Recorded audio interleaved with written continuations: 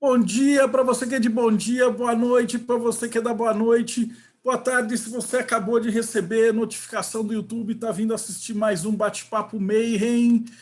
E antes da gente começar, não esquece, segue o canal, dá like, faz todas aquelas coisas de YouTube.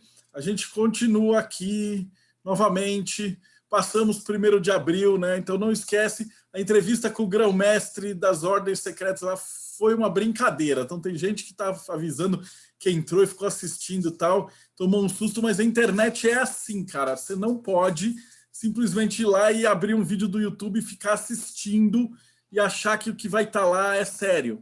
Então desconfia sempre, pesquisa, vai atrás, vai olhando as referências,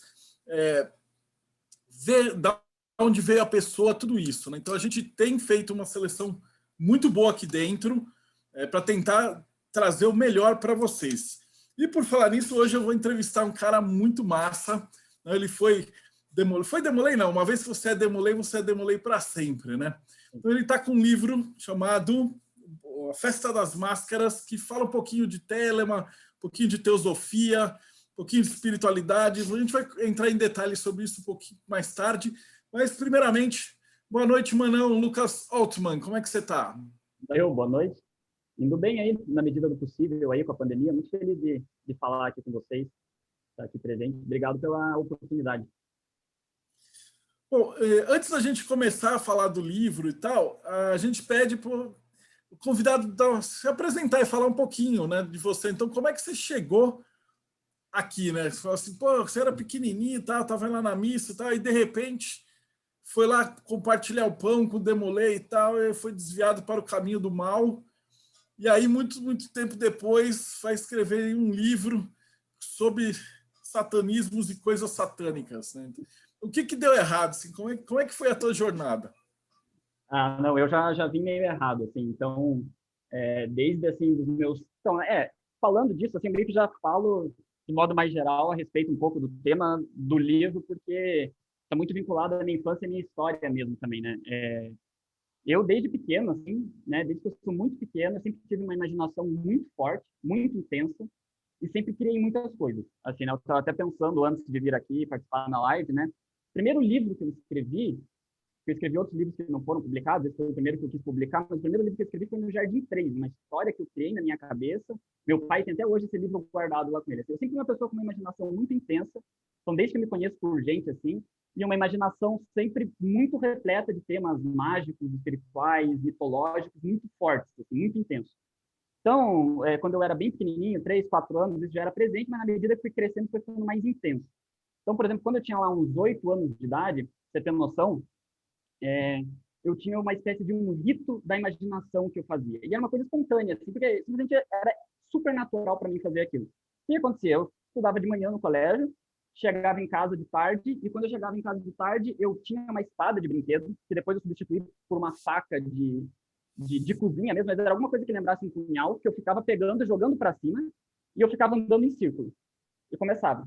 Então, eu começava isso mais ou menos, almoçava, começava isso 1h30 da tarde, e quando eu entrava nesse estado, eu entrando numa espécie de transe e eu ia começando a ver um monte de coisa na minha cabeça, um monte de história, ia vendo personagens, esses personagens conversavam em outras línguas, não conversavam em português, e eu ficava andando em círculo falando nessas línguas, então era uma cena bem esquisita para quem estivesse vendo, ficava falando, fazendo comunicações, então, por exemplo, tem um personagem que manca, eu andava mancando, e ficava nesse processo andando em círculo cerca de mais ou menos 8 horas por dia. Você tem noção, era um negócio assim que era basicamente a hora que eu ia dormir, eu parava, ia lá, comia de novo. Eu ficava 8 horas nesse estado, e era um estado no qual eu entrava que diluía um pouco até as coisas que estavam ao meu redor. Assim, por exemplo, se tivesse alguém brigando perto de mim, eu não perceberia porque eu estava muito imerso nesse estado. Então, eu sempre fui uma criança que teve uma experiência de imaginação muito intensa. Assim, onde eu tivesse, se tivesse um espaço, eu começava a fazer esse processo natural de andar em círculo, segurando sempre alguma coisa que ou era uma espada de brinquedo ou uma faquinha, e eu ficava mexendo isso e andando e falando nessas línguas, vendo esses diálogos, porque eu via cenas na minha cabeça e eu ia meio que encarnando essas cenas, passando por esses diálogos e etc. Então, assim, só para você ter noção, por exemplo, teve um personagem que eu interagi quando eu tinha uns 9 anos de idade, que ele era manco, ele andava com uma bengala. Então, teve lá 5 meses da minha vida que onde eu ia com uma bengala. Eu ia, a pessoa falava, que você está mancando? Mas é que eu estava imerso nesses mundos imaginários, assim. E esses mundos imaginários, desde o começo, eles foram assim muito mitológicos e com temas espirituais muito intensos. Foram coisas que eu não vi na minha vida, porque minha mãe é luterana, né? Meu pai é católico, eu nunca tive nenhum tipo de contato com essas coisas. Mas quando acontecia um contato, por menor que fosse, isso abria alguma porta imaginativa em mim muito intensa. Então, vou citar um exemplo. Quando eu tinha uns 10 anos, a gente viajou para o Rio de Janeiro, né, que eu sou de Curitiba, né? E uma hora a gente estava andando de carro, a gente parou ali num morro, ali numa paisagem, para tirar uma foto. E aí eu desci, quando eu desci, tinha uma oferenda, né? Um alguidar ali, com algumas frutas, umas velas em volta. Eu olhei aquilo, me chamou a atenção, daí eu perguntei para minha mãe, falei, mãe, o que é isso, né? Eu nunca tinha visto isso na minha vida. Ela falou, isso é uma oferenda, as pessoas colocam isso para os espíritos. Até falou, não chegue muito perto. Aquela imagem entrou dentro de mim de um jeito que eu passei os próximos 6 meses criando e dialogando na minha cabeça com um povo que vivia em um lugar que é a chamada Cidade dos Mortos, no qual inteiro eram feitas oferendas aos espíritos. Então, durante o dia inteiro, que é no Dia dos Vivos, as pessoas faziam todo o ritual das oferendas. Então, tinha, por exemplo, pegar uma maçã específica, o que fazia na maçã, as palavras que falavam para consagrar. E aí, no pôr do sol, essas oferendas eram depositadas na rua, as portas trancadas, e vinha a hora dos mortos, no qual, quando caía a noite, aí os mortos entravam na cidade. E eu vivia todas essas cenas na minha cabeça, e essa cidade tinha algumas sacerdotisas especiais, que eram as sacerdotisas vermelhas, e era uma coisa muito louca, assim, essas sacerdotisas faziam sexo com os espíritos, e tinham filhos com os espíritos, eram atos mágicos, não sei o que, tô imaginando, não sei de onde que vinha tudo isso. É o grande mistério, né? Porque eu não tinha nenhum contato com isso, mas coisas pequenas, assim, davam um boom na minha cabeça, em nível de imaginação, e eu entrando nisso sem ter intenção, por exemplo, de concretizar isso, escrever livro, nem sabia na época direito o que era livro, escrevia aquela historinha lá no Jardim 3, umas outras historinhas, mas não era algo que eu fazia para resultar em algo prático, era algo que eu fazia porque era a minha natureza fazer, eu ficava 8 horas mais ou menos fazendo isso, né? Então eu fui criando um mundo, né, desenhando mapas, com mitos, cada povo tem uma história de criação, como que o mundo foi criado, tem uma casta sacerdotal, rituais, detalhes dos rituais, como que eles veem vida após a morte, como que eles veem questões de sexualidade, coisas gigantescas, assim, foram aparecendo nessas histórias, eu fui escrevendo, fui desenhando esses mapas, né? E aí o que aconteceu, um evento que me mudou um pouco, virou uma chave para mim, foi que na 7ª série, uma vez, eu acabei chegando em contato com um livrinho pequeno, numa livraria chamada Sociedades Secretas. E aí, na época, eu fui folhear, achei interessante aquilo, e abri um capítulo, uma parte que falava sobre maçonaria, mas falava de um jeito muito sutil, assim, esses livrinhos introdutórios, alguma super interessante, assim. Só que alguma coisa abriu ali uma porta para mim, que eu fiquei fascinado por aquilo, e aí minha 7ª série, minha 8ª série, praticamente reprovei no colégio, porque eu só fiquei pesquisando sobre isso. Então, eu fiquei pesquisando sobre, desde os Iluminados da Baviera, pra você não cheguei a fazer no Windows Movie Maker, que tinha na época, um pequeno documentário sobre a história do Adam Weishaupt, lá, a fundação dos Iluminados da Baviera, Cagliostro, eu gostava dessa galera. Isso foi me levando a pesquisar esse universo do ocultismo, né? E acabei aí também indo para estudar, principalmente, história das religiões, esoterismo na antiguidade, que é uma coisa que eu faço até hoje, né? Eu estou me formando em história, eu dou aula de história e eu estou me especializando atualmente no estudo do gnosticismo antigo, né? Eu tenho uma pesquisa que relaciona aqui na Federal o gnosticismo com cultos de mistérios da antiguidade, ritos de iniciação, etc., neoplatonismo, tem um grupo também do qual eu coordeno, é um grupo sobre Plotino, neoplatonismo, teurgia, né? Então, é uma coisa que eu sempre fui me aprofundando nisso através desses estudos de ocultismo. E aí, o que aconteceu? Que quando eu comecei a estudar determinadas tradições religiosas antigas, símbolos, eu percebi que muitos dos símbolos que eu estava estudando eram símbolos que apareciam espontaneamente para mim nas minhas imaginações da infância. Então, aí foi quando fez o primeiro link que eu comecei a dar uma atenção para isso, que não era só um hobby, sair levantando uma espada para cima e andando em círculo, mas era algo que eu percebi que tinha outras pessoas falando sobre isso. E foi assim que eu comecei a mergulhar nesse universo do ocultismo e etc. Então, foi um processo que eu fui aprofundando, fui estudando muita filosofia também, né? E aí eu fui percebendo alguns desses paralelos, assim. Então, por exemplo, vou citar alguns exemplos. Uma das primeiras histórias que eu criei, e essa eu era muito pequeno mesmo, era sobre os povos que eu chamava de os povos do arco-íris, né? O que eram os povos do arco-íris? Eles viviam em determinado lugar ali do mapa, não tinha nenhuma história específica que eu criei sobre eles, muito elaborada, mas era um povo que eu gostava de me imaginar e às vezes imaginava as coisas acontecendo naquele lugar. Porque esses povos viviam próximo de um rio e a lenda deles, né, o mito deles de criação do mundo falava que existia uma serpente e que essa serpente criou todas as coisas. E quando ela terminou de criar todas as coisas, só faltava para ela criar a água e a luz. Então ela se explodiu e se transformou na água e na luz. O lugar onde ela teria rastejado seria o curso dos rios, né? E quando a luz entra em contato com a água, através da chuva e de vários desses processos, a gente poderia ver essa serpente no céu, porque ela seria o arco-íris, né? Então, esses povos do arco-íris, cada cidade deles tinha uma cor do arco-íris, eles tinham um regente central lá, que inclusive eles usavam um cabelo para trás, trançado até embaixo, e eles eram chamados povos aí da serpente do arco-íris. Há muito tempo depois, que eu tinha 16 anos, né, eu participei da Umbanda, né? Aliás, você perguntou ali no começo, também fui da Umbanda e tal, trabalhei um tempo no terreiro. E aí, quando eu entrei em contato a primeira vez com o Xumaré, eu achei muito louco, porque eu vi muitas coisas parecidas desse mito com o Xumaré, o arco-íris, a presença da serpente, vários desses simbolismos, né? Então, esse é um exemplo de um clique que deu em determinado momento. Outra coisa que foi até mais marcante que essa do Oxumaré foi que um desses personagens dos meus livros, que inclusive vem dessa cidade dos mortos que eu comentei, era um personagem hermafrodita, né? E que durante toda a história dele, essa era a história central da minha infância, ele estava tentando se transformar em um deus, né? E existia uma lenda que se transformaria em um deus, uma pessoa que dominasse os 4 elementos, né? E que ela fizesse um determinado sacrifício e derramasse um sangue sobre um cálice. E quem bebesse daquele cálice ia virar uma divindade. E ele ficava buscando isso. E essa era a história que eu ficava pirando lá 8 horas diariamente, né? E aí existia uma chave no meio dessa história, que quando ele juntava e fazia todo esse processo, ele ficava de frente para o cálice, uma espécie de um grau mesmo, e ele tinha um punhal, né? Ele percebia que ele tinha que se matar, ele tinha que se sacrificar e derramar o sangue dele no cálice. Ele tinha que se entregar todo o sangue no cálice, que essa seria a deificação dele, a transformação dele numa divindade, né? E aí, outros personagens na história, né, de outros povos, tinham tentado fazer o mesmo processo, só que eles não tinham conseguido. Inclusive, um deles, que é um personagem muito famoso lá dessas histórias, aí, que eu penso bastante, ele tinha caído numa vala, assim, uma espécie de um abismo durante esse processo, do qual ele nunca mais tinha saído. Então, na época, eu comecei a ler, estudar um pouco, né, fui chegando assim, bem ingênuo, não foi para pesquisar isso um pouco na obra do Crowley, e aí eu tive alguns insights quando eu comecei a ler algumas descrições sobre a travessia do abismo. Então, tem a ideia do sacrifício, do sangue no cálice de Babylon, né? Esse se diluir nas coisas, esse sacrifício, a questão dos elementos, da travessia do abismo e etc. Então, isso foram coisas que me pegaram muito e que fez ficar com uma atenção mais focada para essas histórias, no sentido de estudar mais a nível de procurar entender tudo isso, né? Entender mais ou menos o que é que estava se passando ali. E aí foi mais ou menos isso, assim, foi uma coisa que eu nunca parei de fazer, né? Então eu estou sempre fazendo e sempre dialogando aquilo que eu estudo com essas ideias, com essas criações. Hoje em dia eu não fico mais 8 horas criando, mas eu ainda tenho as minhas práticas, digamos, para mergulhar nesses mundos imaginários e criar. Então, acabou acontecendo que eu cheguei a começar a escrever um livro na minha adolescência, que se passava dentro dos que são chamados povos do deserto.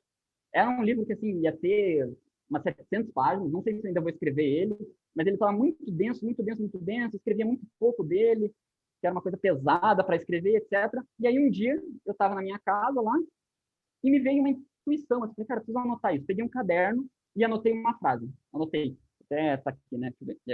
O zombeteiro vem primeiro, rolando e torcendo o dorso, porque ele de todos primeiro ri. De tudo ele primeiro zomba e de tudo ele por último ri. Escrevi essa frase e fiquei olhando e falei, caralho, o que é isso, né? E aí eu comecei a lembrar de um povo da minha infância, que são os chamados corrides, os povos da floresta. Inclusive, eu me vestia na infância, eu colocava uma roupinha meio de elfo, assim, e ia brincar na casa da minha avó, como se eu fosse um desses corrides. Eu lembrei desse povo, dos corrides, e eu entendi que esse zombeteiro era uma espécie de uma divindade, um espírito cultuado por esses corrides. E na hora que eu me toquei disso, eu peguei e escrevi rapidinho, até tem esse bloco ainda, 6 nomes embaixo. E aí eu coloquei ali o nome de 7 espíritos, que seriam 7 espíritos que seriam, digamos assim, reverenciados por esses povos da floresta, os corridos. Então, é zombeteiro, homem-animal, vigor sexual, ator, delirante, mágico e dançarino, né? Foram esses 7 espíritos que eu escrevi e eu não fazia a mínima ideia do que eles eram, mas já naquele momento eu comecei a escrever e eu entendi que o nome desse ritual que os corridos faziam era a Festa das Máscaras. E era um ritual que ele era celebrado de 15 em 15 anos por esse povo, em meio à floresta, no qual as pessoas eram tomadas por transe, né? E nesse transe elas incorporavam esses espíritos, e quando eles incorporavam esses espíritos faziam um determinado canto. E assim eu fui escrevendo e nasceu esse livro que é a Festa das Máscaras. Que é o quê, né? Esse livro, na verdade, ele é escrito por um personagem desses mundos imaginários, que é o Imar Elazi, que é um pesquisador de religiões, que é um pesquisador de misticismo, mas mais um intelectual desse mundo, que inclusive faz parte de outras histórias minhas, que tem na minha imaginação, que ele pesquisou durante muito tempo os corrires, mas ele teve a oportunidade de participar desse ritual que eles fazem de 15 em 15 anos. Ou seja, ele teve a oportunidade de participar da Festa das Máscaras. E aí ele foi, participou, imergiu nesse rito, participou da incorporação dos 7 espíritos, e depois a experiência foi tão marcante para ele que ele saiu da sociedade onde ele vivia, deixou de ser um intelectual, passou a viver na natureza, e antes de morrer ele teria escrito esse livro no qual, primeiro ele faz uma espécie de um balanço etnográfico, no qual ele fala um pouco sobre esse povo, sobre os Correios, quem que os Correios são, o que eles acreditam, como que funciona a linguagem deles, porque tem uma dinâmica do verbo deles que funciona diferente, como que eles pensam questões de tempo, de emoções, sentimentos, e aí ele começa a descrever a participação dele nesses rituais, né? Nesse ritual, né? Na Festa das Máscaras e na incorporação desses 7 espíritos. E aí cada um, né, desses espíritos incorpora uns determinados trejeitos, né, específicos, eles fazem determinados gestos mágicos, né, falam determinadas palavras, né, tem determinadas características, e eles fazem uma espécie de um canto, tem forma de verso, em forma de poesia, no qual esse canto celebra o mundo de alguma maneira, né? Então esses espíritos eles acabam por ser, digamos assim, não espíritos de pessoas que morreram ou coisa do gênero, mas eles são os próprios espíritos da natureza que eles se encarnam e cantam, né? E aí eu escrevi esse livro, né? Eu escrevi ele em um mês, então foi uma escrita bem rápida, e eu acabei fazendo daí um pequeno lançamento primeiro para algumas pessoas próximas minhas, né? No qual eu independente eu fiz a capa, eu editei meu próprio livro, eu fiz o layout, eu fiz tudo nele, eu escolhi o papel no qual ele é feito, né? Eu fiz tudo porque é um negócio muito pessoal, né? E primeiro eu queria que algumas pessoas aí tivessem contato com isso, lessem isso, para eu ter um feedback, assim, saber o que as pessoas estão achando, né? E aí eu fiz esse livro e na medida que eu fui escrevendo ele, eu entendi que eu estava escrevendo esse livro simultaneamente inspirado por e em homenagem a Dionísio e Exu, né? Porque o deus Dionísio e Exu, né? As minhas experiências no terreiro com Exu, eles me deram determinada visão de mundo, digamos assim, determinada experiência de mundo que foi condensada através do campo desses espíritos. É como se esses espíritos manifestassem isso que eu entendo como uma experiência dionisíaca de mundo, né? Então, aí cada um desses espíritos, eles têm um determinado campo, né? E nesse campo você consegue perceber várias dessas características que são remetidas à experiência dionisíaca, né? Então, eu gosto bastante da experiência dionisíaca na Grécia.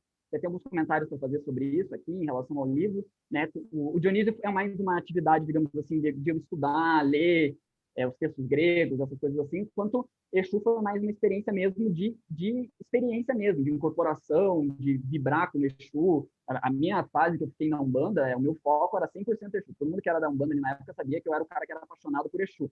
Eu tava numa gira lá, tava normal, virava gira para Exu, eu sentia um negócio, eu falava, cara, é aqui que tá o meu negócio.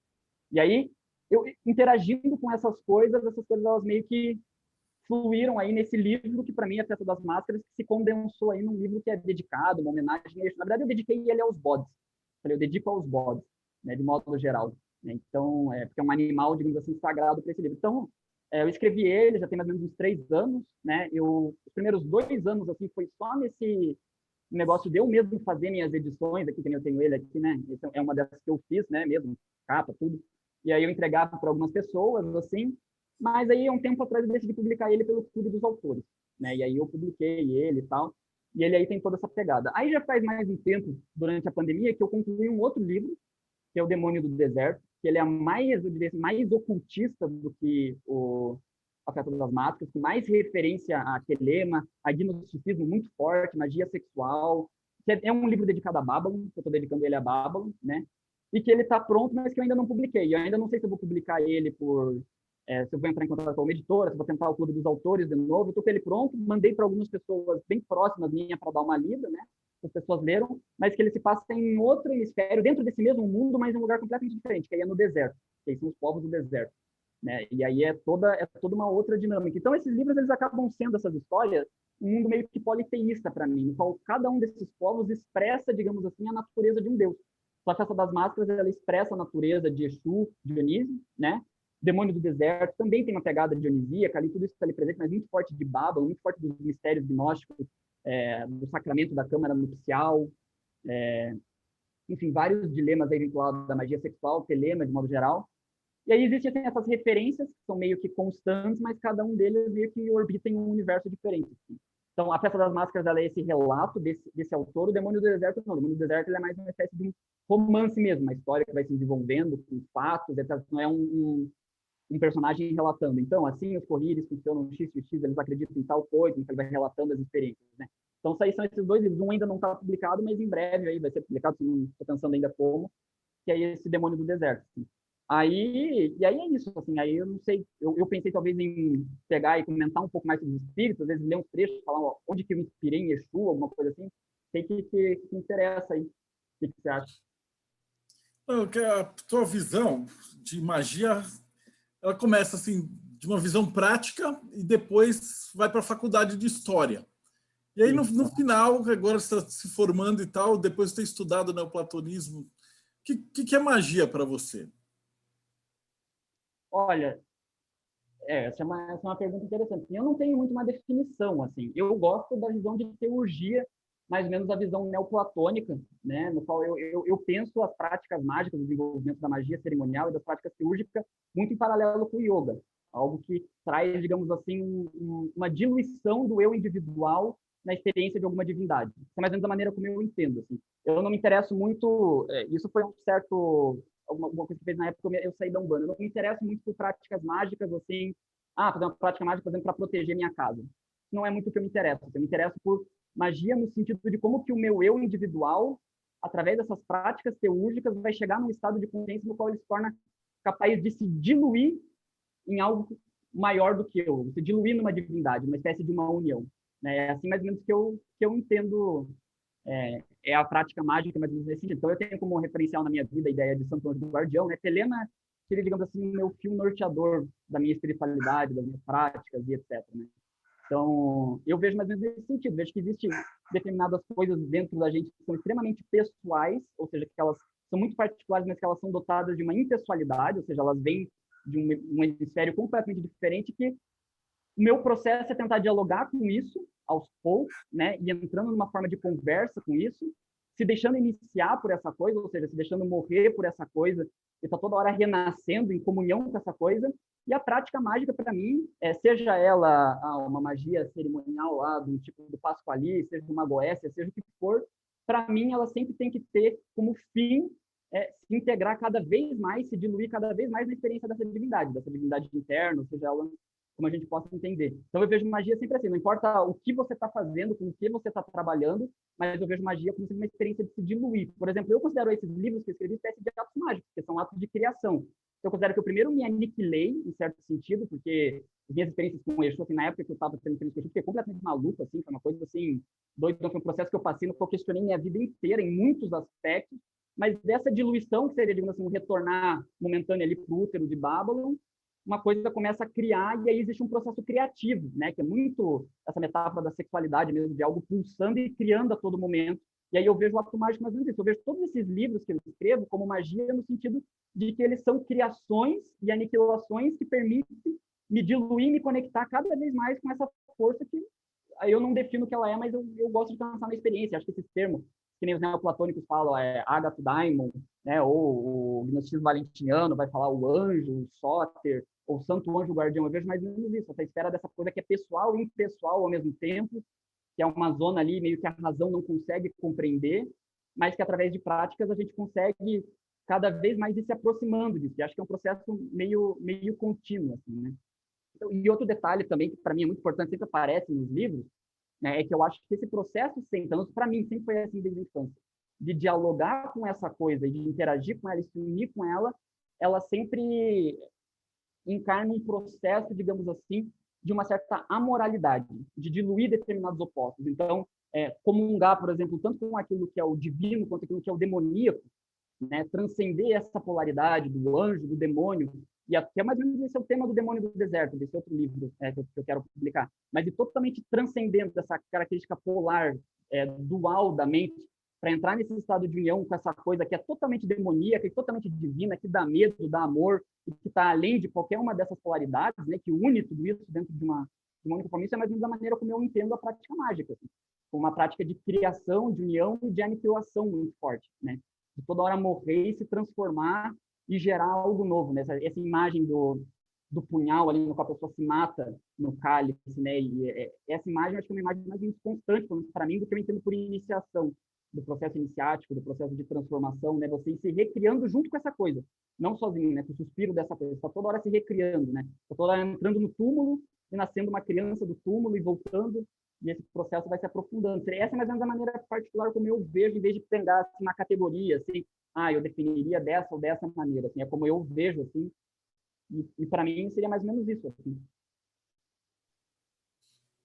No teu livro, cada um desses 7 espíritos você vai pegando de uma parte específica do teu conhecimento, da vivência, né, que você estava tendo na época, Tá? e joga para lá. Então fala um pouquinho deles, assim, né? Tá. Cada um dos 7. Isso, tá. Então, assim, né, o primeiro De que espírito... parte que você estava e o que você trouxe de fora, assim, para dentro? Somou muita liberdade criativa ou tentou ficar mais próximo possível da realidade? Então, quando eu escrevo de um jeito assim, tipo, inspiração 100% e só depois eu leio basicamente o que eu escrevi. Assim, demora para eu entender o que eu escrevi. Por exemplo, a Festa das Máscaras, os processos ele acontecem sempre ou em 29 dias, por exemplo, os corridos são 29 dias. Até hoje eu não entendi por que é o 29, mas na hora era para ser 29, foi 29 e eu deixei do jeito que está. Então são coisas que eu me considero assim, ao mesmo tempo escritor e leitor da coisa, que depois eu vou interpretando, mas algumas coisas assim, a interpretação é mais ou menos clara. Não é, digamos assim, não é um exercício racional, que eu falo, eu vou colocar tal coisa aqui. Eu me inspiro e vou escrevendo, vou escrevendo, vou escrevendo, vou escrevendo, vou escrevendo. Depois eu edito, claro, arrumo algumas coisas, mas de modo geral é uma experiência bem intensa. Por exemplo, teve parte da Festa que eu chorei escrevendo. Na verdade, como é que funciona o meu processo? Eu vejo a coisa acontecendo, eu vejo eles falando e eu escrevo o que eu vejo. Né? É assim que eu vou fazendo, vou escrevendo, vou escrevendo, vou escrevendo, vou escrevendo, vou escrevendo, vou escrevendo. Então, depois eu paro para ler e vou pensando nas nuances, falo, caramba. Então, assim, né, em relação a esses espíritos, né, o primeiro deles é o zombeteiro, que é esse primeiro que apareceu para mim e eu escrevia, né. Então, o zombeteiro, depois eu fui percebendo, né, que assim, o zombeteiro, quando ele incorpora, ele torce o corpo, ele ri muito, né, ele tem um trejeito muito parecido com o Exu. E em vários momentos durante a Festa das Máscaras, o Arauto, que é um personagem que funciona como mestre de cerimônias do ritual, ele pergunta para o zombeteiro, do que ri, ó zombeteiro? E o zombeteiro começa a falar do que ele ri, e quando ele vai falando do que ele ri, ele vai escancarando a vida humana de muitas maneiras, e rindo de muitas coisas que a gente considera séria, e mostrando, digamos assim, a futilidade de muitas coisas, né? É, essa dinâmica do zombeteiro, eu acho que está muito vinculada com a experiência que eu tive na Umbanda, quando Exu incorporado, e Exu vinha rindo muito, e eu ficava observando aquilo, mas por que ele está rindo? Sabe? E lia em livros lá, teorias e tal, mas durante a experiência de rir, às vezes o terreiro que eu frequentava lá, sempre, quase toda a gira virava para Exu, e tal, rolava um descarrego pesado, um negócio assim, e os Exu se matando de dar risada. E eu ficava pensando, do que é que você ri? Porque eu sentia que essa risada tinha uma compreensão do mundo ali muito profunda que fazia eles, diante de qualquer situação, estar rindo. Né? Estar vendo a graça por detrás daquilo. Então, quando eu ia lá e comentava um problema muito pesado com o Exu se matava de dar risada, eu via que ele estava numa outra oitava, ele estava percebendo aquilo através de uma outra lógica. Né? E aí o zombeteiro, eu vejo que ele traz muito disso, porque o que ele faz? Tem uma parte que fala que o zombeteiro, ele apequena o grandioso e engrandece o pequenino. Né? Como é que eu entendo isso? Assim, muitas das nossas coisas que a gente projeta, as nossas ideias de grandiosidade, de ser, por exemplo, um grande intelectual, ou ter muitas riquezas, acumular muitas coisas, diante de alguns dilemas da vida, por exemplo, o dilema da morte, ou o dilema de que todas as coisas se transformam, né, de que tudo é impermanente, todas essas coisas elas ficam irrisórias, na verdade, nenhuma delas acaba fazendo muito sentido, né? Então essas coisas grandiosas, elas vão se apequenando, né? Ou seja, a gente vai percebendo como que a gente devota energia para um monte de coisa que é desnecessária, que na verdade é carente de sentido, mas ao mesmo tempo que esse processo é feito da grandeza virar pequena, aquilo que é pequeno acaba ficando grande, que são os momentos mais imediatos que a gente tem na nossa vida. Às vezes uma coisa super banal de você estar, por exemplo, conversando com um amigo, bebendo uma bebida e falando uma coisa completamente aleatória e dando risada, que seria um momento que ninguém escreveria grandes poemas ou histórias sobre isso. Naquele momento, existe ali uma coisa profundamente divina, existe um êxtase, existe um entusiasmo ali, nesses momentos mais imediatos da vida, não viver uma vida mais imediata, mais aqui, percebendo, digamos assim, uma pulsão de vida nessas coisas pequenas. Então, isso é o que eu percebo que o zombeteiro faz, em vários desses momentos, nessa risada. Assim, ele desconstrói um monte de coisa, mas ele desconstrói para criar sempre um aprofundamento da experiência divina numa dimensão mais imediata, mais imanente, né, em determinadas coisas onde a gente não está acostumado a ver. O zombeteiro, ele foi muito importante para mim nesse aspecto, porque, veja, eu estava comentando que eu ficava 8 horas no mundo da minha imaginação. Então, você imagina que eu sou uma pessoa que eu vivo muito na minha cabeça, nos mundos, sabe? Então, eu sempre tive bastante dificuldade com coisas mais concretas. Assim, por exemplo, até os meus 17 anos, eu não sabia a ordem dos meses. né? Então, tipo, porque essas coisas mais concretas de organização, para mim, então, eu sabia um monte de coisa na minha cabeça, mas coisas mais assim concretas, às vezes falar com alguma pessoa sobre um determinado assunto, para mim era uma grande travada. E eu tinha grandes ideais na minha cabeça, Platão, não sei o quê, coisas gigantescas na minha cabeça. E eu sentia que o zombeteiro vinha e ele sempre dava risada e ia caçoando disso, ia me mostrando quanto que tudo isso, na verdade, são banalidades diante da impermanência da vida. Tudo é impermanente. Então, as coisas que a gente considera gigantescas agora, em algum momento, elas vão deixar de ser. E isso foi me trazendo para uma experiência mais do sagrado na Terra. Por isso também que a Festa das Máscaras eu considero um livro mais da Terra, mais de uma entrega do divino na Terra, porque eu fui percebendo mais essa dinâmica do divino na imanência. E que essa experiência que a gente chama de experiência do santo anjo guardião, dessa divindade interna, ela não precisa se dar necessariamente só em níveis de transcendência. Óbvio que ela pode se dar durante práticas de meditação, etc., mas ela se dá em elementos também muito imediatos, às vezes. Às vezes, quando você está apaixonado por uma pessoa, que é algo completamente banal, todo mundo se apaixona por alguém, existe nessa veia erótica de amor, nessa paixão, nessa vontade de se unir por alguém, essa presença do anjo, essa presença dessa divindade. E é algo que, às vezes, você pode considerar muito pequeno, né? E entrar num delírio de grandeza, por exemplo, vamos abdicar de todas as coisas do mundo, de todos os amores, para vivermos no topo de uma montanha, transcendendo. O zombeteiro, ele dá muita risada disso. Né? Para mim, especialmente, ele foi muito importante para isso. Talvez se não fosse pelo zombeteiro, eu tinha virado um ermitão, por conta da minha vida, que sempre foi muito dada mais essas coisas aéreas, ia ter que falar, Deus, mundo, e aí eu vou fazer outra coisa. Então, o zombeteiro, ele dá muita risada desse tipo de situação, assim, sabe? Então, por exemplo, coisa engraçada, assim, né? Estudo história e tal, fazendo um puta de um estudo com coisas, nossa, que eu acho sensacional, grandiosa, e no momento eu tô com uma puta de uma dificuldade para pagar meu aluguel e comprar a ração do meu gato.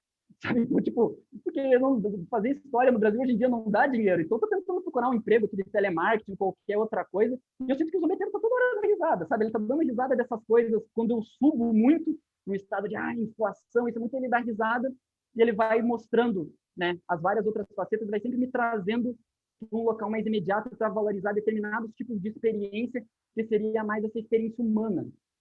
Né? É uma transcendência no se tornar humano, né? Não uma transcendência em outro nível. Isso não significa que eu negue os outros tipos de transcendência. Estou falando dessa mensagem, digamos assim, por trás da Festa das Márcias. Porque, por exemplo, eu estudo neoplatonismo, e neoplatonismo é uma metafísica do começo ao fim. Eu tenho um grupo de estudos de neoplatonismo que a gente fica 3 horas falando coisa metafísica.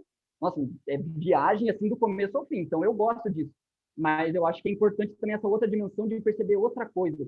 Quando que os deuses se manifestam aqui também? Sabe? Como que esse mundo pode se ver cheio de deuses até nas coisas pequenas, né? Isso é muito interessante. Assim. Então, o zombeteiro, ele traz para mim mais ou menos dessa mensagem, mais ou menos isso que ele capta.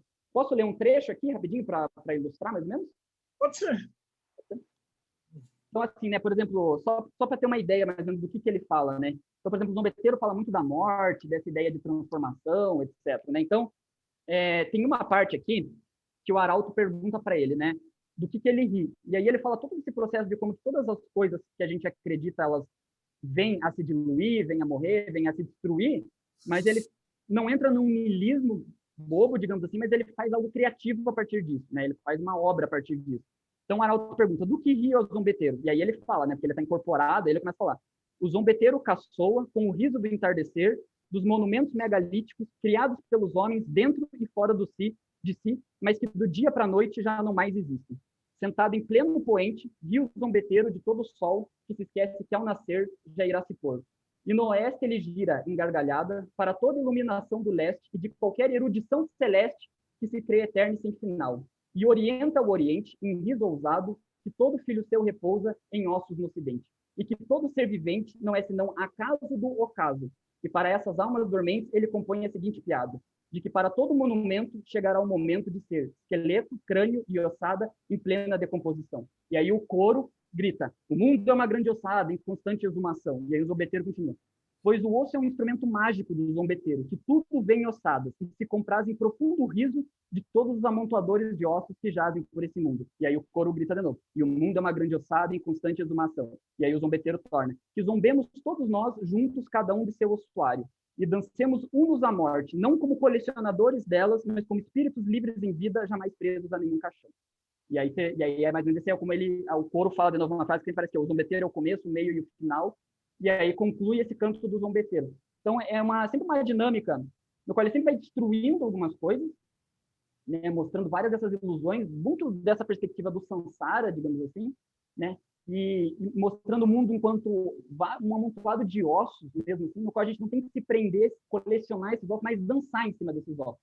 Né? Que é bem essa ideia de uma experiência dionisíaca, de gozar da vida, né? O regozijo diante da vida, né? De um modo diferente, que não é um modo de ir amontoando vários desses ossos, mas viver uno à morte, né? Não fugindo da morte, tentando a toda hora preservar muralhas de coisas em volta de mim para que eu não enfrente a morte, mas abraçando a morte e esse processo de transformação e deixando a coisa mais ou menos fluir, né? Então, o zombeteiro, tipo, esse seria um trecho, mais ou menos, que acho que resume mais ou menos esse tipo de filosofia e que, para mim, meio que respondeu um pouco dessa pergunta que eu tinha do porquê que o Exu vem dando risada. Tá todo mundo caindo lá no terreiro, o pessoal desesperado, gritando, e os Exus se matando da risada. Eu adorava aquilo, ficava olhando aquilo e ficava, cara, essa risada tem alguma coisa, sabe? Então, eu acho que é um tipo de experiência espiritual, esse transe da piada.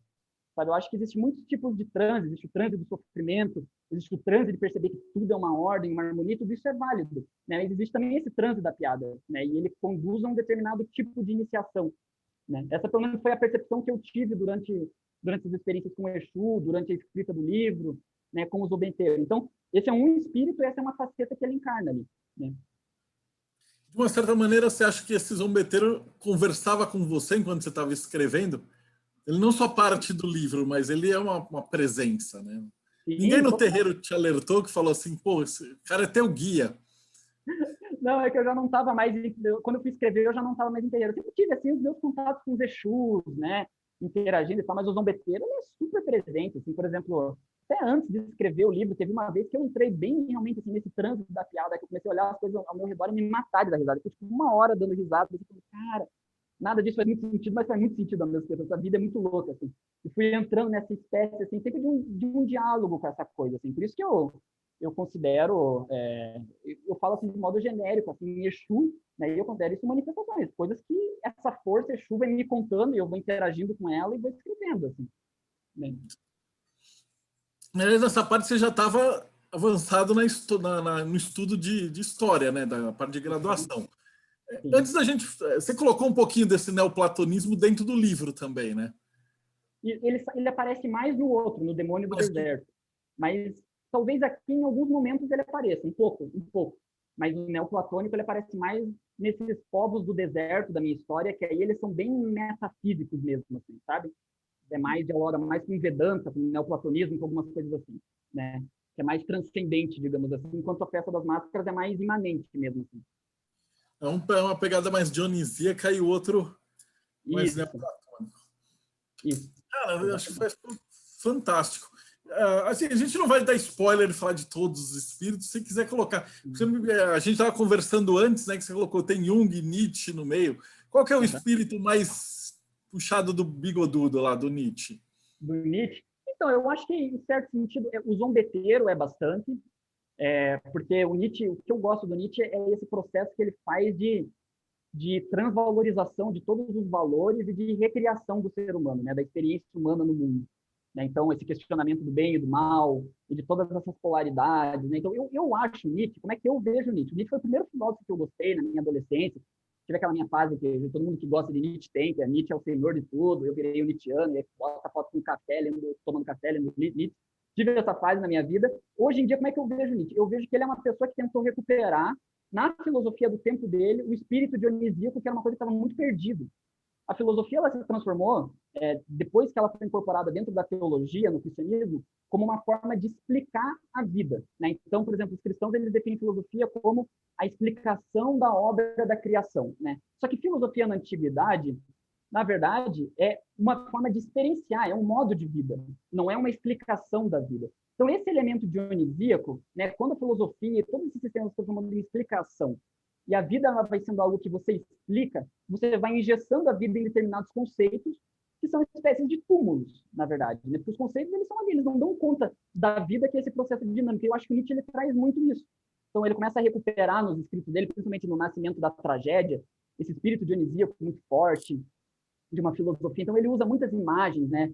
Em vez de falar em conceitos, ele fala com poesia, sempre com ambiguidade. O Zaratustra fala tal coisa. Isso eu acho que é uma experiência que é muito real, muito profunda da vida humana, mas que eu acho que a filosofia pós-cristã, e principalmente quando chega ali no iluminismo, no século XIX, com o cientificismo ali, ela perde total, assim, ela perde toda a sua conexão com esse aspecto do êxtase, do transe, do imediato. Uma coisa interessante, eu estudo muito filosofia antiga, né, por conta dos meus estudos, assim, e um personagem que é muito interessante de estudar é o Sócrates, porque as fontes relatam que o Sócrates era muito parecido com o Sileno, né, um desses sátiros aí que seguia o Dionísio nos porteiros. E existe um relato num texto do Platão que diz que quando o Sócrates começava a falar, as pessoas começavam a tremer, e elas começavam a entrar no frenesi dionisíaco com a fala do Sócrates, porque o Sócrates era um personagem, por mais que algumas pessoas tentam caracterizar ele como um cara mais apolíneo, e ele tenha toda essa característica mais de moderação, ele também tinha uma veia dionisíaca muito forte, estava sempre bebendo vinho,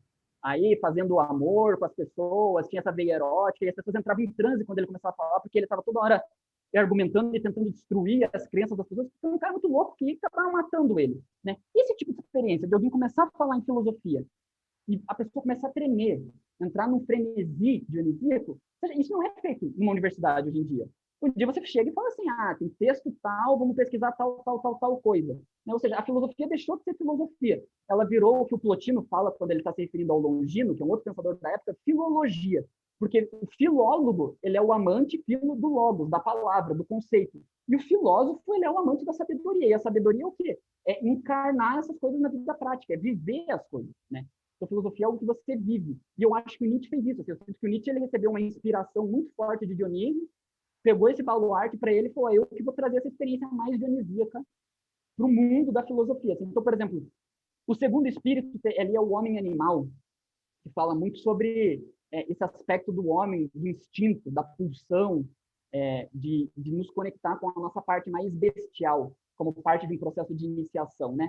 É meio que uma crítica a essa ideia de homem civilizado, completamente senhor de tudo, e racional, que não tem instintos ou coisa do gênero, né? Ele enfatiza essa dinâmica de você se unir à tua besta interior, ou à besta do mundo, digamos assim, né? Isso é uma coisa que aparece no Nietzsche quando ele enfatiza muito o instinto, né? A vontade de potência, né? A pulsão pela vida, né? E aí alguns autores mais para frente, Freud aí vai aprofundar isso na sexualidade, coisas etc. E aí o Jung vai falar muito dessa interação com a sombra, né? Se a gente vai olhar todos esses personagens mais sombrios, vai lá olhar os Daimons da Goécia, tem toda essa dinâmica de estar mais vinculado a figuras animalescas, né? Porque o ser humano ele foi se dissociando dessa coisa de nós, quando o ser humano foi criado no Éden, existiu o ser humano e existiam os animais, então a gente se separa dos animais.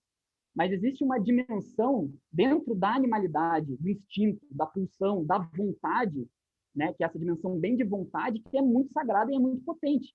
E eu acho que é parte do processo se unir com isso, né?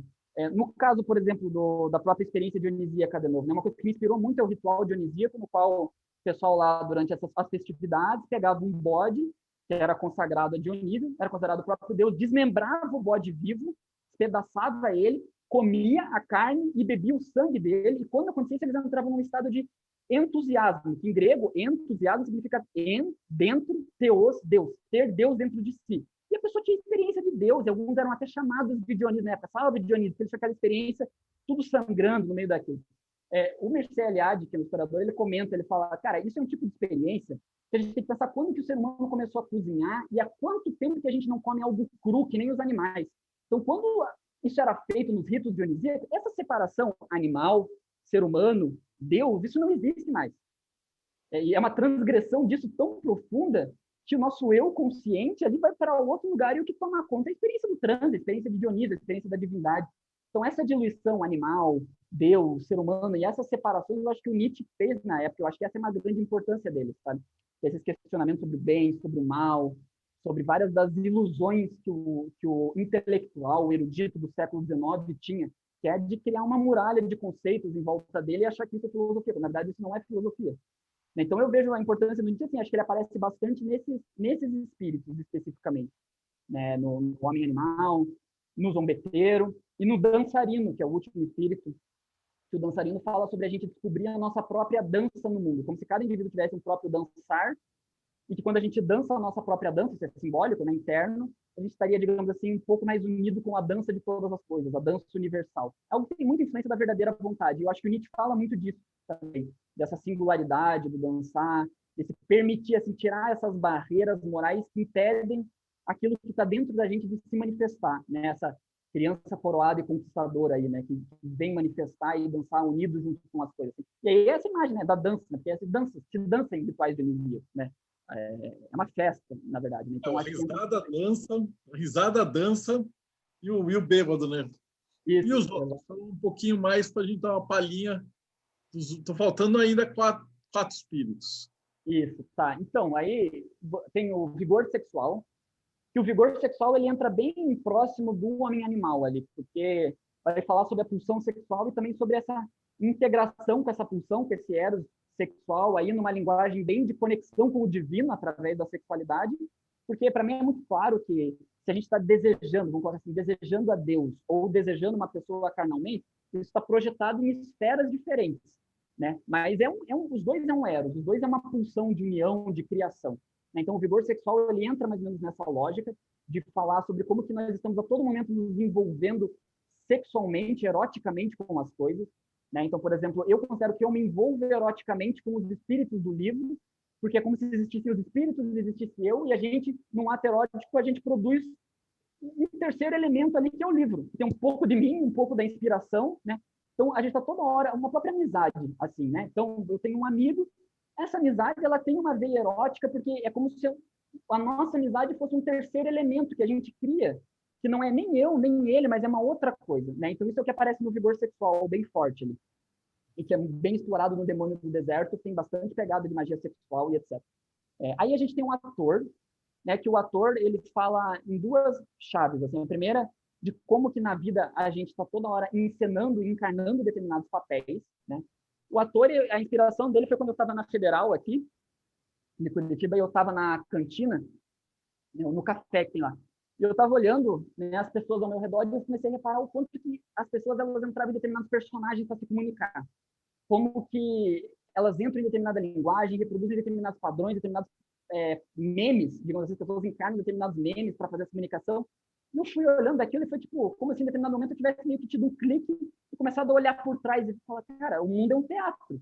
A gente está toda hora encarnando determinados papéis, assim, né? Por exemplo, até quando eu estou falando aqui, eu estou num papel, o papel do escritor. Quando eu estou com a minha namorada comendo uma pizza, eu estou no papel de namorado. Então, todas as horas são papéis outros que a gente vai encarnando na experiência, assim. E o ator, ele fala muito sobre isso, mas também existe uma chave ali no ator que ela é mais simbólica aí, tem que mais destrinchar para pegar ela ali, mas de que a própria realidade também atua, assumindo papéis determinados para a gente, né? Determinados eventos, eles assumem determinados papéis, projetam, encarnam determinados símbolos, né? Determinadas ideias, e essa ideia de começar a ver o mundo como se ele fosse um grande palco, um grande teatro, no qual máscaras estão toda hora sendo encenadas. O livro ele tem toda hora essa ideia da máscara. A festa das máscaras é um spoiler, digamos assim, do livro, mas é a própria vida, na verdade, que eles estão ritualizando. Essa é a festa das máscaras, porque a gente está toda hora trocando de máscaras, né? Assumindo papéis. Até aqui um exemplo disso que tem aqui no ator.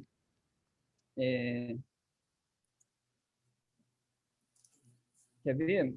Ó, o ator começa falando assim, ó, aqui só se atua tragédia certeira, máscaras que vêm e quando se vão, levam a peça inteira. Teatro loucamente tingido com as inúmeras máscaras da atuação.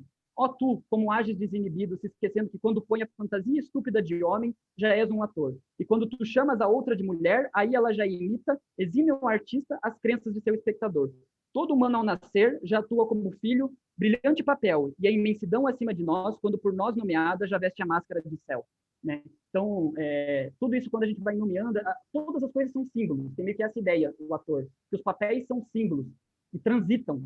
Né? Então, é muito interessante, eu vejo isso assim, por exemplo, tem pessoa lá, sonhou com o Crowley apareceu num sonho para a pessoa, falou determinada coisa. Né? Eu sempre converso com isso, muita gente que dos meios telêmicos aí, que tem um tipo dessa experiência, meu Deus, será que o Crowley conversou comigo ou não? Mas, cara, a ideia é muito mais ver o que é que está personificado, qual que é o papel do Crowley? O papel do Crowley, para mim, é ele me conecta com essas coisas ocultas, né? Então, tem algo que está sendo falado ali. Né? Qual que é o papel de tal pessoa? E, assim, essas dinâmicas, elas vão se ajustando, vão entrando em papéis, assim, né? Então, isso é uma coisa que para mim, assim, faz muito sentido ver o mundo como teatro. O teatro também era algo dionisíaco, né, na Grécia. Aí, depois do ator, tem o delirante. O delirante, ele é meio que tipo uma cereja do bolo ali, da Festa das Máscaras, porque ele é a história de um ser humano que foi mais ou menos, que é o delirante, que era muito louco e que a todo momento o homem-são, é um personagem, vem reprimindo ele, tentando fazer ele virar normal. E em vários processos ele acaba sendo morto, e nessa morte que ele tem, ele acaba sendo ressuscitado por todos os espíritos e ele vira um espírito, né? Ele é deificado, digamos assim. O Delirante, ele fala para mim muito sobre esse aspecto da singularidade de cada pessoa. Esse aspecto que a gente tem, que a gente fala, cara, isso é um negócio muito delirante, isso é muito louco, e que a gente, às vezes, quer jogar isso para debaixo do pano e falar, isso aqui eu não quero, para mim, é lá onde está o nosso potencial mais criativo, é lá onde está o nosso potencial mais individual de conduzir uma espécie de individuação. Assim. Então, por exemplo, durante muitos momentos da minha vida, de eu ficar 8 horas criando história na minha cabeça, eu sou completamente louco. Eu falei, o que é que eu estou fazendo? Eu estou vendo ali ensino médio, um monte de gente aí jogando bola, curtindo um monte de coisa, e eu estou aqui escrevendo uma história de uma mulher que está transando com o espírito e produzindo uma criança hermafrodita, essa criança hermafrodita se matando num cálice. Cara, o que eu estou fazendo na minha vida? O que está acontecendo? E aí, falava, não, chega disso, eu estou delirando, né? Mas quando a gente aceita isso dentro da gente, né? E acho que todo mundo que está vinculado ao ocultismo tem um pouco dessa experiência, porque a gente está dentro de um mundo que gera uma imagem de normalidade, né? Que na verdade não corresponde a nada, porque a gente vê as pessoas normais da nossa vida aí transgredindo quarentena, fazendo churrasco em tudo quanto é lado, né? E isso é o nosso padrão de normalidade. Mas essas coisas nossas que são mais malucas, digamos assim, é onde tem esse potencial singular. E eu acho que se for para usar uma linguagem telêmica, é lá onde o santo anjo guardião sopra muito forte, sabe? Eu acho que é um grande processo da gente dialogar com esses nossos aspectos aí que são muito esquisitos, que nos diferenciam do coletivo, né? E que pode gerar um determinado mal-estar e que a todo momento a gente vai se bater nesse tipo de coisa, mas é lá onde está muita da nossa potência no mundo, né? Então o Delirante, ele fala mais ou menos sobre isso, assim. O Delirante, ele me lembra um pouquinho do enteógeno, né?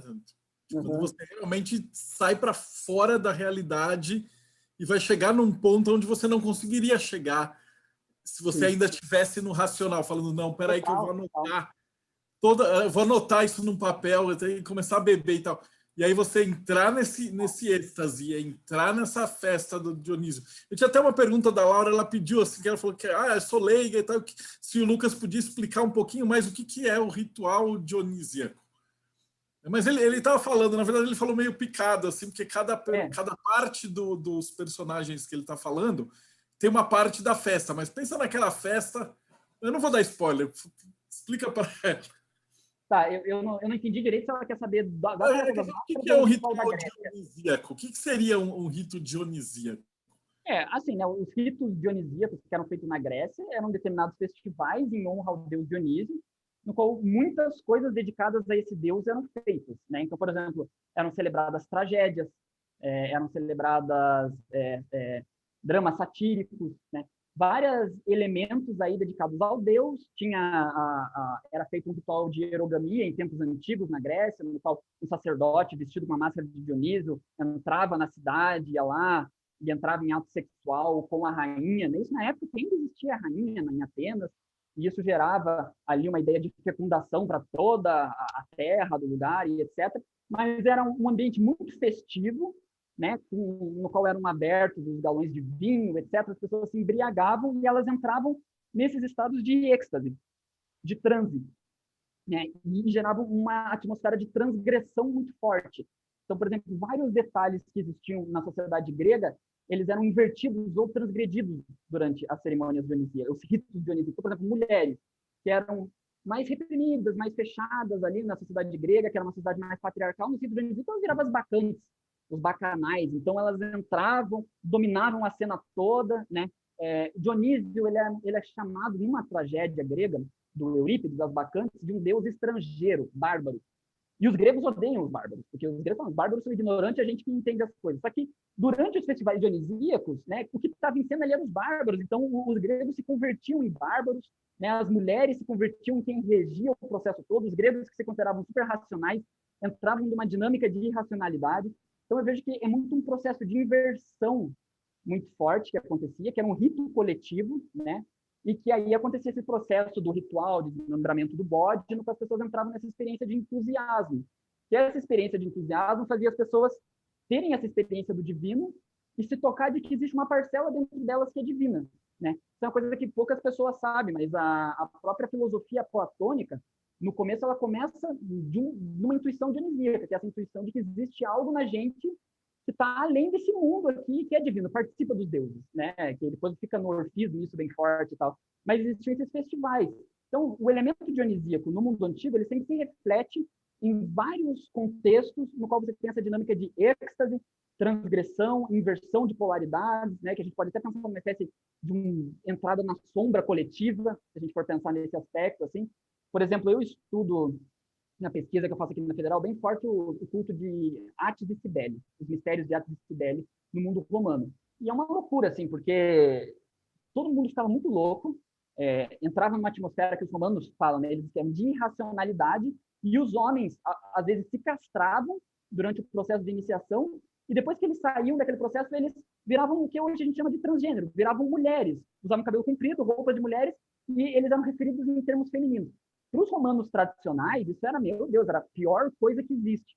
Mas é justamente a função desse tipo de ritual é gerar essa transformação, essa inversão total de valores, né? Que eu acho que é um pouco do que o Nietzsche tenta fazer ali na filosofia dele, que é transvalorizar as coisas, né? Transcender os valores. Então, esses valores de eu, outro, certo, errado, racional, irracional, macho, fêmea, escravo, senhor, que são coisas muito estabelecidas na sociedade que formam o quadrado.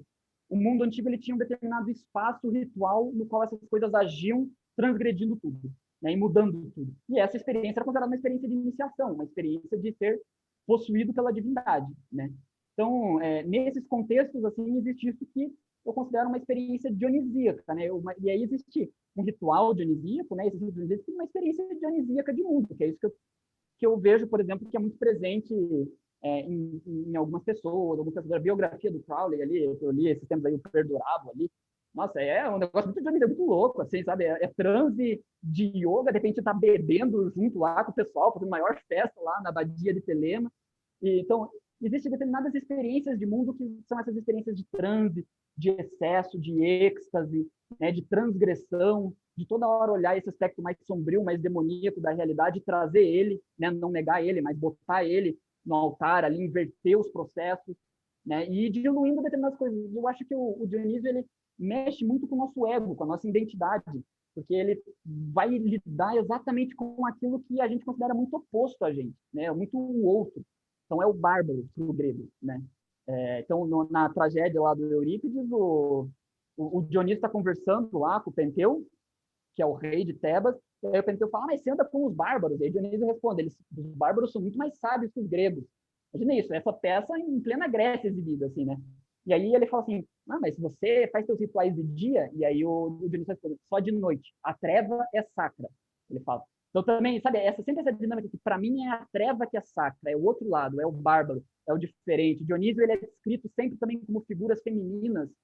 Por exemplo, a tragédia descreve que ele tem a pele mais clara. Isso é uma referência ao feminino na Grécia, a gente sabe, porque a maior parte dos homens trabalhava no sol e eram mais morenos do que as mulheres. Então, um menino dotado de pele mais clara era alguém que vive mais nos afazeres domésticos e teria determinados tons ali mais femininos. Então, é meio que essa androginia do Dionísio que incomodava esse ideal, digamos assim, de um grego patriarcal, sentadão lá, eu sou racional e o outro é irracional. Mas eles tinham na cultura dele um espaço para esse tipo de transgressão acontecer, que é o ritual dionisíaco, que é anual. Coisa que eu acho que hoje em dia a gente não tem, né, na nossa cultura, um espaço para isso acontecer, isso não tem. E que eu acho que religiões, por exemplo, como, vamos pegar assim, não é nem falando de Kimbanda, falando de Umbanda mesmo, que trabalha com a linha de esquerda, abre um pouco esse espaço. Eu fiquei muito triste porque eu vi muitos terreiros de Umbanda moralizando muito Exu. E aí quebra total a experiência, né? Fazer uma moralização, assim, uma coisa meio cristã em cima de Exu, assim. Mas é muito legal isso, você tá vendo uma gira ali no qual o pessoal tá trabalhando, pô, incorpora preto velho, incorpora não sei o quê, e de repente muda para Exu, e aí a vela preta, e não sei o quê. Essa dinâmica toda eu acho que é muito, muito saudável, até psiquicamente para a gente, né? Essa dinâmica de unidade. Então, os gregos, eles tinham os preconceitos deles, mas eles tinham um determinado espaço no qual eles permitiam essas coisas acontecerem, né? E aí, o livro aí tem esse ritual, que é a festa das máscaras, que aí é um ritual de elementos dionisíacos que se passa nesses meus mundos imaginários aí, né? Eu achei fantástico, cara. Bom, a gente já está quase chegando no finalzinho, mas assim, depois, claro, eu preciso saber como é que a gente acha o teu livro, tudo. Tá. Mas antes de você dar esse último spoiler, a gente sempre pede assim, um conselho quem eu estou entrevistando, para alguém que está começando a escrever agora, ou está começando a chegar, baseado no que você passou e sofreu para chegar onde você chegou. Alguém que está querendo escrever agora ou começar a estudar, por onde você recomenda? Pois é, eu acho que na parte de escrever é muito delicado, assim, que cada pessoa tem a sua própria técnica de escrita. Mas a minha recomendação que eu dou para todo mundo é deixa o mais livre possível. Porque a maior parte das coisas que eu escrevo, eu acho que elas vão começar de um jeito e, de repente, quando eu vejo a inspiração, está me levando exatamente para o oposto. Então, escrever no mais livre, sentar e não falar assim, eu vou escrever 9 horas da noite sempre. Não, deixa surgir a coisa naturalmente, vai, escreve, descobre o seu próprio método, né, de escrita. E em matéria de estudos, eu acho que eu sou muito favorável a gente estudar essas tradições antigas, né? Eu acho que existe muita coisa para a gente aprender ali, até para a gente estranhar um pouco a nossa cultura, porque quando a gente estuda outras culturas, a gente percebe como o nosso mundo hoje é muito louco, tem muita coisa muito doida no nosso mundo, e um processo de internalização de todas essas coisas, de interpretação desses símbolos, perceber como que isso faz sentido para você na tua vida, qual que é o papel que essas coisas assumem. Eu sempre recomendo, por exemplo, para a galera que vem conversar comigo, estou interessado em estudar o ocultismo, eu falo, cara, também procura fazer uma análise. Eu faço análise indiana já faz um tempo, 2 vezes por semana, para mim faz muito sentido para interpretar, para você ter esse processo de interpretar as imagens, lidar com as coisas que surgem, e etc. Acho muito importante, o Israel Regardi fala muito disso, eu acho que é essencial. Então, esses são mais ou menos os conselhos que eu falo, mas isso, assim, vai estudar, mas sempre estudando aquilo não como uma curiosidade, mas como algo que se encarna em você, você pode escrever o sentido daquilo para você. Eu, quando estudo, sempre escrevo o que Dionísio está representando para mim naquele momento, tento interagir com a coisa e sempre captar ter o estudo subordinar a vida e não a vida ao estudo. O estudo ele tem que ser uma coisa que aprofunda a tua experiência da vida, porque o verdadeiro mistério é a vida. O estudo ele só está lá para aprofundar, para dar o pontapé da iniciação, nos mistérios da vida, digamos assim, não fazer o processo oposto. É mais ou menos isso, é o que eu saberia falar. Assim. Fantástico. E como é que o pessoal te acha? Lembrando que o que o Lucas vai passar, ele vai falar, porque isso vira um podcast também, né? Mas o que ele falar vai estar escrito aqui embaixo na descrição do vídeo. Então, pode ser pelo meu Facebook mesmo, Lucas Outman de Oliveira, ou eu tenho um Instagram que eu comecei a divulgar as coisas da Festa das Máscaras lá. Só que, assim, eu me empolguei, divulguei durante um mês, depois não me empolguei mais porque eu sou meio ruim com redes sociais, assim, não é muito minha área, assim, então tá parado lá de fazer tempo, mas se me mandarem coisa lá, eu vejo. Então, Outman, aí S no final, de Outman's Mask, de máscara. Até que eu coloquei isso porque eu falei, isso aqui é uma máscara minha também, é mais uma Festa das Máscaras aqui. Que é onde eu vou botar uma máscara minha aqui nas redes sociais. Todas as redes sociais são máscaras. Então, esse Outman Mask, pode me mandar mensagem lá, ou meu e-mail, outmanoliveira@gmail.com. Fantástico. Pô, eu achei que foi muito 10 essa explicação, porque a gente tá faltando assim, uma vida mais dionisíaca, né? Agora, ainda mais na pandemia, que tá todo mundo... Pois é. Eu sempre esqueço, assim, para você que está vendo isso no futuro, né? Eu esqueço que a gente está no YouTube, aí você pode estar assistindo isso em 2020. Pois é. A gente está em 2021, estamos todos trancados em casa, então a gente não está tendo muito ritual dionisíaco, assim, de juntar a galera, porque não pode aglomerar, né? Então está fazendo uma falta isso. Lucas, valeuzão. Eu vou só despedir do pessoal aqui, você dar uma última palavra, e depois eu vou liberar a câmera para a gente conversar aqui. Beleza, não, queria agradecer aí, muito obrigado pela oportunidade aí, Marcelo, todo mundo que está assistindo aí, obrigado ao Nelson também, que me mandou um e-mail, falou assim, mandei um e-mail lá para o canal do Deudeb e tal, falei, nossa, conhecido, que eu conhecia aí há um tempo atrás, então agradecer todo mundo aí e dizer que eu quero te mandar uns livros de presente, Marcelo, do Demônio do Deserto e... Opa, caiu aqui meu fone. Do Demônio do Deserto e da Festa das Máscaras. Aí quero mandar de presente, até porque já aprendi muito lendo coisa no teu site aí nessa época de adolescência, pesquisando. Como é que a gente acha o teu livro? Que você falou de você e tal, mas já está publicado. A Festa das Máscaras ele está publicado no Clube de Autores. No meu Instagram tem o link lá. Então é só achar o link no Instagram. Eu vou pôr aqui embaixo também para o pessoal. Legal. Perfeito. Valeuzão, Lucas. Foi uma conversa muito massa mesmo. Obrigado, eu que agradeço. Para vocês que estão acompanhando a gente, não esquece, dá o like, segue o canal. A gente precisa agora tentar chegar em 40 mil seguidores para a gente poder fazer aquelas lives bacanas que nem o pessoal das Humanidades faz. E a gente se vê aí no próximo Bate-Papo Mayhem.